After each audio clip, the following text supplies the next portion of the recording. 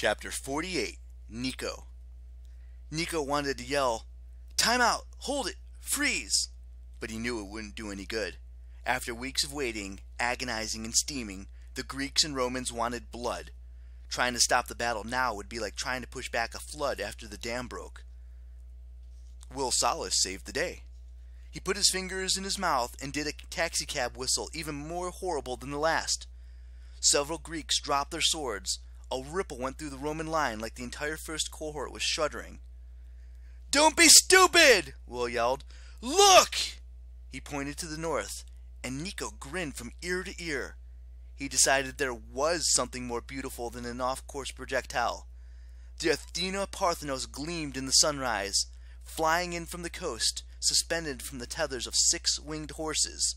Roman eagles circled, but did not attack. A few of them even swooped in, grabbed the cables, and helped carry the statue. Nico didn't see Blackjack, which worried him, but Reina Ramirez Aliano rode on Guido's back. Her sword was held high. Her purple cloak glittered strangely, catching the sunlight.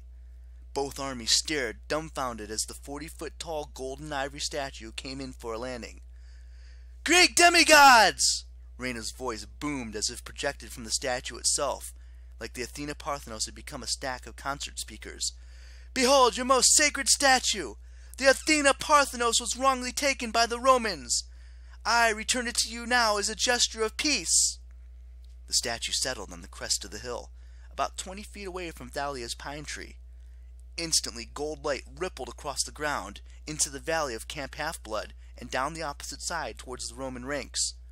Warmth seeped into Nico's bones, a comforting, peaceful sensation he hadn't had since he could even remember. A voice inside him seemed to whisper, "You are not alone. You are part of the Olympian family. The gods have not abandoned you." "Romans!" Reina yelled. "I do this for the good of the Legion, for the good of Rome. We must stand together with our Greek brethren."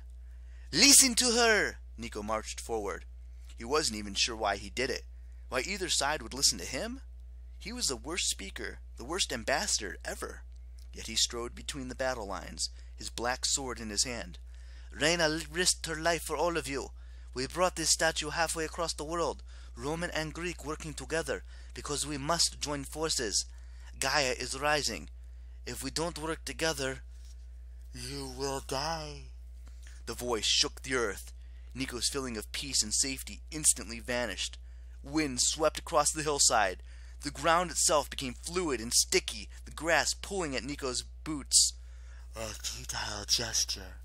Nico felt as if he was standing on the goddess's throat, as if the entire length of Long Island resonated with her vocal cords. "But if it makes you happy, you may die together." "No!" Octavian scrambled backwards. "No! No!" He broke and ran, pushing through his own troops. "Close ranks!" Reina yelled.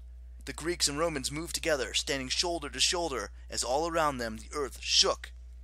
Octavian's auxiliary forces surged forward, surrounding the demigods. Both camps put together were a minuscule dot in the sea of enemies.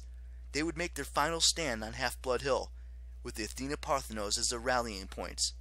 But even here, they stood on enemy ground, because Gaia was the earth, and the earth was awake.